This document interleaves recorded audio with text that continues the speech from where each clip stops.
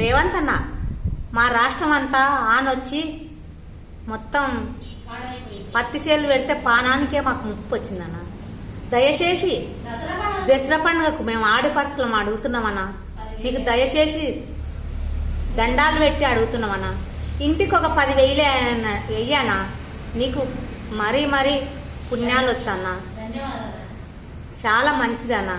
ఈ దసరా పండుగ చేసుకోవాలంటే మాకు ఏది లేదన్నా, ఇంట్లో ఉప్పు మిరపకాయ కూడా లేదన్నా. ఏం పెట్టి చేసుకున్నాం మేము చెప్పన్నా. అన్న అన్న అంటే అన్న కూడా తోలుకపోయి అన్న లేడన్నా ఇవాళ రేపు. నీవే అన్న, అన్నవైనా నీవే, అక్కవైనా నీవే, నాన్నవైనా నీవే, అమ్మవైనా నీవే.